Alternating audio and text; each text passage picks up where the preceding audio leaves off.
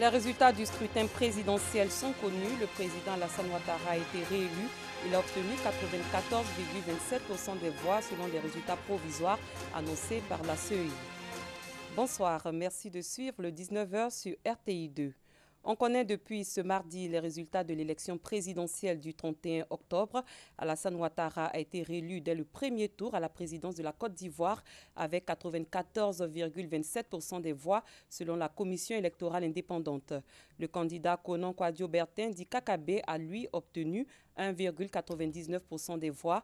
Henri Konan Bédié du Parti démocratique de Côte d'Ivoire PDCI et Afi Nguessan du Front populaire ivoirien FPI ont été respectivement crédités de 1,66% et 0,99% des voix et le taux de participation est de 53,90%.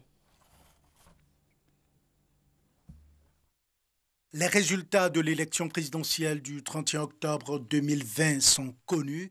Ces résultats provisoires désignent Alassane Ouattara vainqueur de ces élections. La proclamation de ces résultats s'est faite en direct du siège de la CEI par son président Ibrahim Kubiet Koulibaly. Bureaux de vote qui ont pu être ouverts, 17 601. Population électorale correspondante, 6 066 441. Votants, 3 269 813. Bulletins nuls, 53 894, soit 1,66%. Bulletins blancs, 35 099, soit 1,09%. Suffrage exprimé, 3 215 909. Taux de participation, 53,90%. Ont obtenu Alassane Ouattara, 3 031 483 voix, soit 94,27%. Afi Nguessan Pascal, 31 986 voix, soit 0,99%. Bédié Konan Aimé Henri, 53 330 voix, soit 1,66%. Kouadio Konan Bertin, 64 011 voix, soit 1,99%. Est donc élu président de la République, M. Alassane Ouattara. La commission électorale indépendante dispose de 3 jours pour transmettre les résultats au Conseil constitutionnel, institution en charge de valider ces élections. Élection présidentielle également aux États-Unis. Les Américains vont trancher entre Donald Trump et Joe Biden. Le résultat est attendu dans la nuit, un choix qui n'est pas sans conséquences et dont le dépouillement risque de ralentir l'heure finale du verdict. Et pour cause, la date limite pour voter n'est pas la même selon les États-Unis. Les explications d'Ami Koulibaly. Des dizaines de millions d'Américains se rendent aujourd'hui aux urnes pour choisir entre Donald Trump et Joe Biden. D'un côté donc, un héritier de New York, magnat de l'immobilier passé par la télé-réalité avant de faire irruption en politique avec un message populiste, l'Amérique d'abord. De l'autre, un vieux routier de la politique issu des classes moyennes, au compteur 36 années comme sénateur puis 8 de plus en tant que vice-président qui promet de panser les plaies d'un pays meurtri. Après 2 échecs en 1988 et 2008, Biden, pur produit de l'aile modérée du Parti démocrate, s'est imposé à la primaire de son camp. Près de 100 millions d'Américains ont déjà voté par anticipation en personne ou par correspondance pour éviter les bureaux de vote bondés en raison de la pandémie. Retour en Côte d'Ivoire, 3 jours après l'élection présidentielle du 31 octobre 2020. Les Ivoiriens retournent vaquer à leurs occupations dans la commune du Plateau, centre des affaires. Cette reprise se fait timidement. Nos reporters Alassane Trambo, Dangui Dangui et Arnaud Kofi sont allés faire le constat. Il est 8h30 ce mardi matin quand nous entrons dans la commune du Plateau. Ce n'est vraiment pas la bousculade ni les embouteillages habituels. Ce chauffeur de taxi a du mal à tirer son épingle du jeu. Depuis le matin, nous sommes en train de tourner, il n'y a pas de clients. Voilà, nous faisons avec. Actuellement, nous devons faire la recette aussi. Cap sur la cité administrative. Au pied des tours, les usagers et agents de l'administration publique se prononcent sur la reprise du travail. Bon, par rapport à hier, je peux dire aujourd'hui, il y a une bonne affluence quand même. Parce que hier, ici, était vide. Mais aujourd'hui, je vois un peu les gens partout. Donc je pense que les gens sont en train de reprendre un peu. Les gens sont réticents, ils sont à la maison, mais quand nous qui sortons, on sait qu'il n'y a rien, tout se passe bien, seulement qu'on a besoin de plus de temps pour que tout le monde vienne. Un peu plus loin, au service des examens et permis de conduire, Koulibaly Kafona et ses collaborateurs sont à leur poste. C'est timide, hein? Ce n'est pas l'affluence habituelle, mais notre devoir c'est d'être là. Même si c'est une seule personne qui nous sollicite, nous devons être là pour cette personne, pour lui permettre d'obtenir son document. Ce sont des documents, bien souvent, nos enfants ont besoin de ça pour avoir un travail, pour compléter un dossier. Et si nous ne nous mettons pas à leur disposition, c'est un désagrément que nous leur causons. Après le week-end électoral émaillé de violence, les activités au niveau de la commune du Plateau n'ont visiblement pas atteint leur vitesse de croisière. La situation actuelle du pays préoccupe les guides religieux et chefs traditionnels. Qu'en pensent-ils? Pour trouver des réponses, nos reporters sont allés à leur rencontre. Après le scrutin présidentiel du 31 octobre, ces garants de la tradition et de la foi s'engagent à œuvrer pour l'apaisement des tensions et une paix définitive. Bintou Pekele, Joël Gossé, Dangui. Moussa Dramé, imam de la grande mosquée Fatma Zahra de Grand Bassam, est ambassadeur de paix pour les Nations Unies. 72 heures après l'élection présidentielle, Moussa Dramé appelle les Ivoiriens à se repentir et à œuvrer pour la paix. Un appel qui s'inscrit dans ses actions en faveur de la paix. Chacun de nous peut se tromper à un moment donné, mais il faut revenir, il faut se repentir. La paix entre nous et notre conscience, nous-mêmes. Souvent, l'homme peut être en conflit avec sa conscience. Souvent, ça peut arriver. Mais c'est la gestion du conflit qui est difficile. La paix entre nous et nos semblables. Il faut se dire que la paix doit venir de moi. C'est dans la paix qu'on peut construire.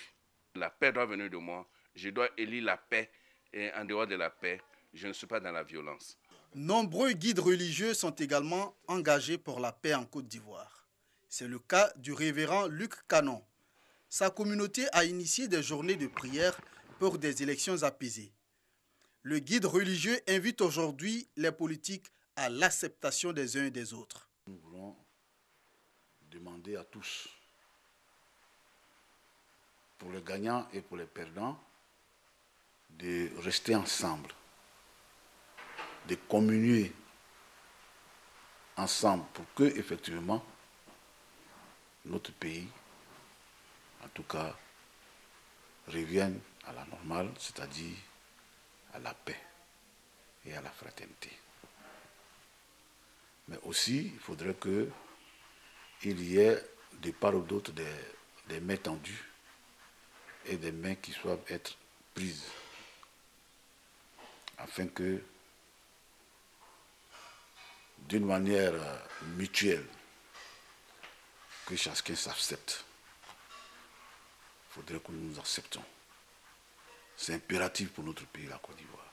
C'est pourquoi, en tout lieu, en tout instant, nous sommes devant Dieu, nous sommes devant nos croix, pour implorer la miséricorde du Seigneur. À l'image des guides religieux, les chefs traditionnels se veulent également des piliers de la paix.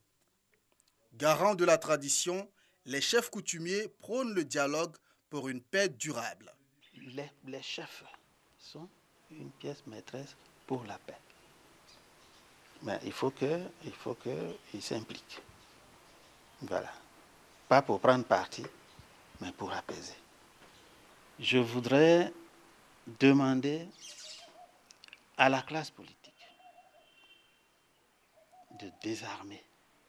Le dialogue doit prévaloir. Le pardon et le dialogue sont la solution. Qu'ils se pardonnent mutuellement et qu'ils s'asseyent, qu'ils écoutent les préoccupations des uns et des autres. Un terrain d'entente est toujours possible. Les guides religieux chrétiens et musulmans ont entrepris des prières collectives dans leurs différentes communautés pour la recherche de la paix. Quant aux chefs coutumiers, Ils font recours aux pratiques traditionnelles de dialogue et de pardon pour une paix définitive. Un mot de santé, l'antenne de l'Institut national de formation des agents de santé INFAS d'Aboasso sortira bientôt de terre. Le ministre de la Santé et de l'Hygiène publique, Jenaka Awile, a procédé à la pose de la première pierre de cette infrastructure. Cet institut moderne va permettre de former des agents de santé capables de répondre aux attentes des populations en matière de santé. Godefroy Okambawa. Une libation, symbole d'accord et de bénédiction pour la construction de la future antenne de l'Institut national de formation des agents de santé INFAS d'Aboasso. L'institut sera construit sur une superficie de 10 hectares dans le village d'Assouba, à quelques kilomètres du chef-lieu de région du Sud Comoé. Sa réalisation s'inscrit dans le cadre du contrat de désendettement et de développement CDD.